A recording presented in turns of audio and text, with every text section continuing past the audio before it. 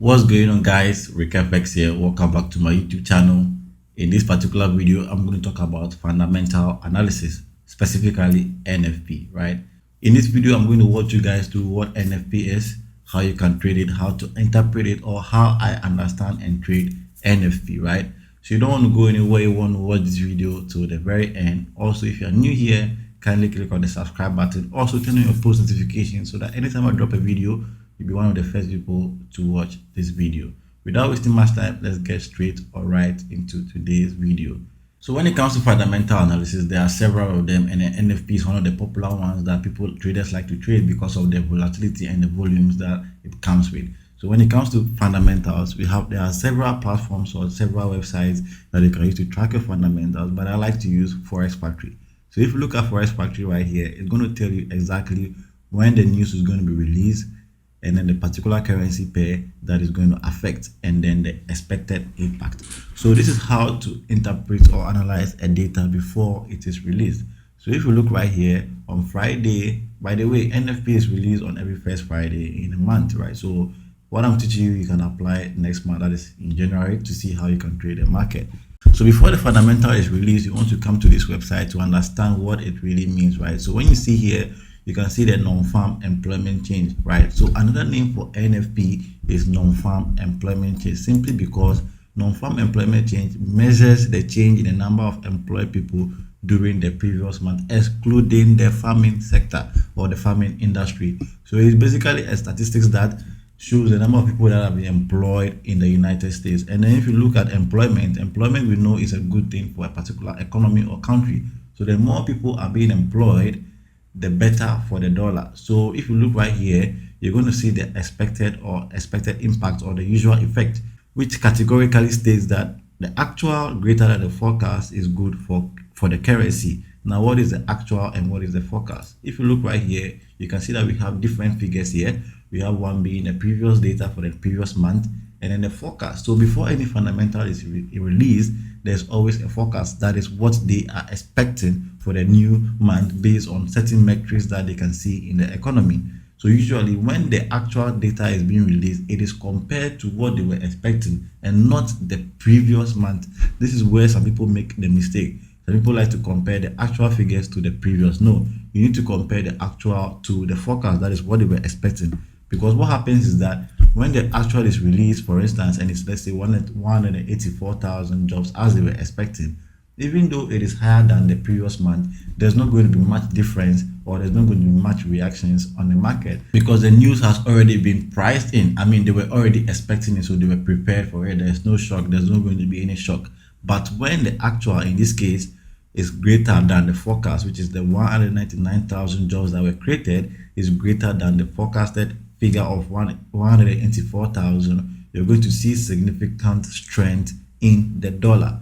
Now, what does this mean for the currency pairs that we trade, and how do we analyze them? So with the way I look at fundamental analysis, right before the fundamentals is released, I like to analyze the currency pairs that I'll be trading individually to determine the bias technically before I couple that or I add that with the fundamentals to know the exact direction of the market.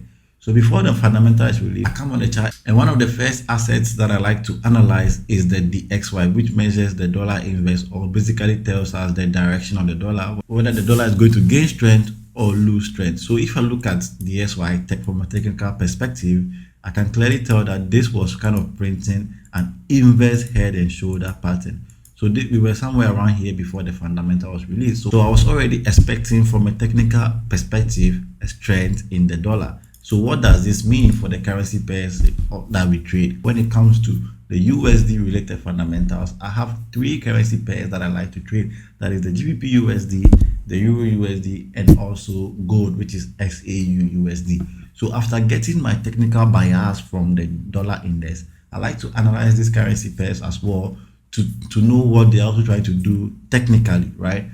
So when you look at GBP USD, as for GBP USD, the trend has already been established from Monday, which was this double top right there. So I had mentees already take these sell trades, and we're already in profit before the fundamental was released on Friday.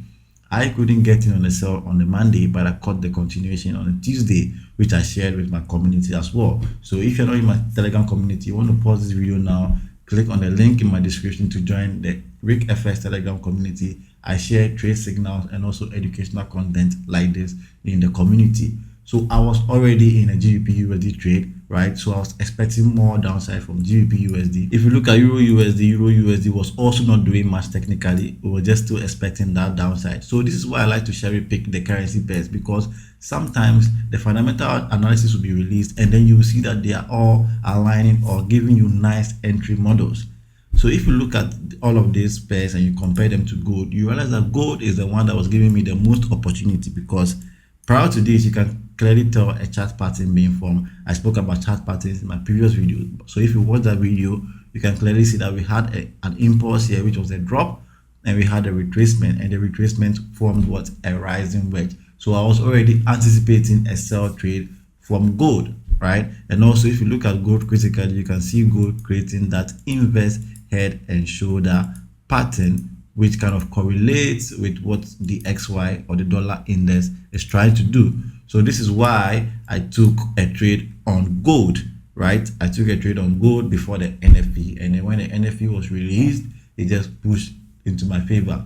Now, when it comes to my entry techniques, there are 3 of them. One of them is just what I explained. That is, if the technicals has already given me an opportunity to be in a trade before the news is released, I'm going to take that trade independently and then trade it before the news is released. I did that with CPI in the previous video as well. I was already in the GBP USD buys. So when the CPIs came, it just pushed into my favor, because for the most part, fundamentals align with what?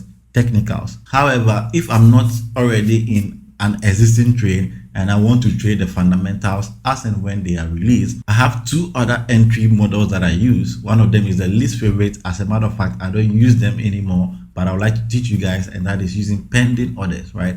So the way pending orders work is that before fundamentals is released, in this case the 1:30 p.m., somewhere around 1 o'clock p.m., I'm going to be on my chart and then go on the lower time frame, like the 15 minutes, right? So with the 15 minutes, this is what you're going to be seeing.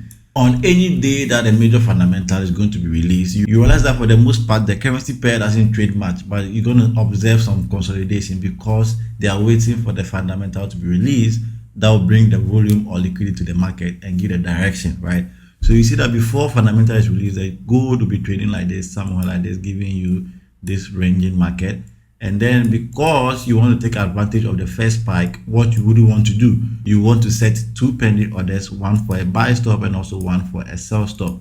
In the case where it decides to pick any direction, in this case, you're not even waiting for the results to be released, right? Once the data is released, it triggers you for a sell if the volume pushes all the way down and then you make money, you close quickly, or it triggers you for a buy. The downside of this strategy is that because of the highly volatile nature of news, sometimes you can have the market triggering both orders. You can have the market go all the way back up and come down to trigger the second order as well, and then you're going to be left with a huge drawdown, or you're going to have your account blown, right? So talking about blowing accounts, when it comes to fundamentals, I like to find a separate account to trade fundamentals.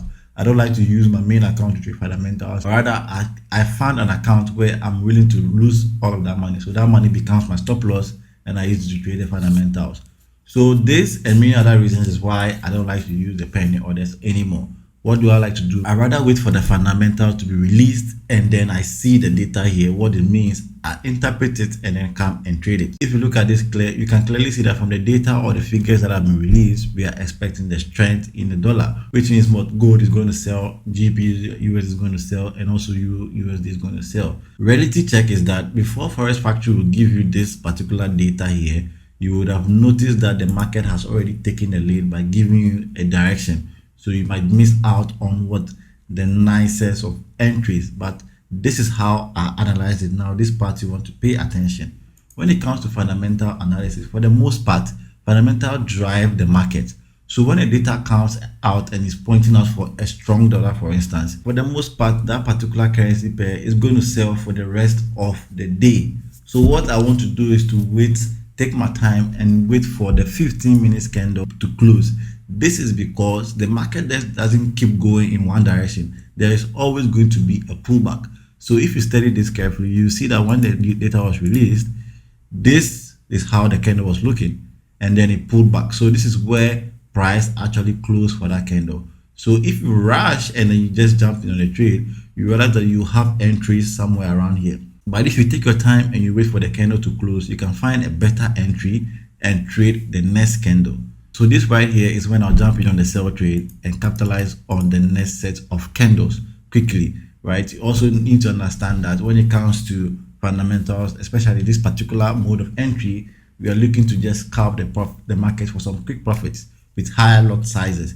So the account is funded as the stop loss. I jump in on the trade at that entry with huge lot size, or I start with multiple positions. Once the market trades, or usually even this candle alone, because this is gold, is very, very volatile. Usually this candle alone can give you lots and lots of money. You close your trades and you are out for the day, right? You are out, and that is how you can take advantage of what's fundamentals. So there you have it, guys. This is my simple insights when it comes to trading NFP. I hope you'll be able to apply this one come next month, right? And also, if you like content like this, you know what to do. Kindly click on the subscribe button, like this video, and share this channel. It helps the algorithm to pick it up. Also, you want to click on the link in my description to join the Rick FS Telegram community, a community of like-minded traders where I share insane signals and trading nuggets like this. Click on the link in my description to create an account with my recommended broker XNES. Follow me on all social media platforms at RICK__FS, especially on Instagram and on Twitter. That'll be all for this video, guys. I'll see you in the next one. Peace out.